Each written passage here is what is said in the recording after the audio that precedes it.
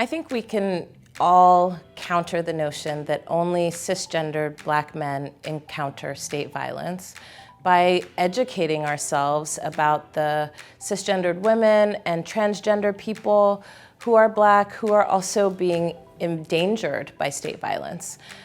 We know that we can do the litany of names, and I have often done this litany where we talk about people like Sandra Bland, who was found hung in a jail cell after a traffic stop.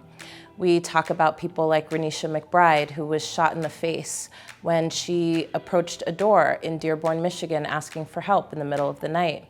We can talk about any number of trans women who have been murdered in the last few years, but certainly over 10 in the last few months. And then we can start to connect the dots about why. For example, with Black trans women, the reason that Black trans women are not tending to live beyond the age of 35 is also a form of state violence. It's the ways in which Black trans women are being denied the basic things that that community needs to live with dignity. When you don't have access to healthcare, when you don't have access to stable and above ground employment, when you are encountering discrimination in every aspect of your life and your government won't stand behind you to protect you, that is state violence. So we can learn about those things and connect the dots so that it's not just about what other people are experiencing, but we learn about how those issues impact our lives as well.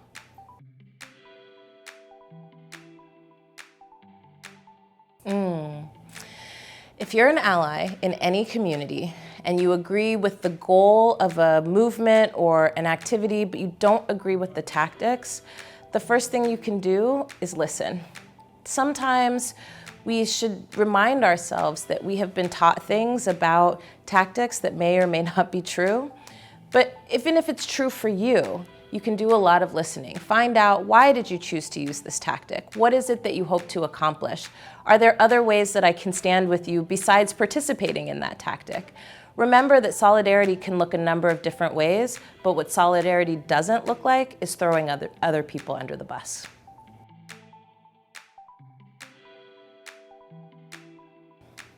I think the conversation around reparations is important for America to have because we still have not reckoned with our history and how our history informs our present. We still have not reckoned with the fact that treating human beings as property continues today, whether it be in detention camps or whether it be in prisons and jails across the nation. It's time for us to reckon with our history so that we can change the present and inform the future.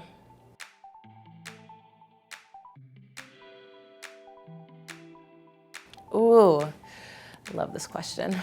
If I could give advice to my teenage self, I would say, you're perfect just the way you are.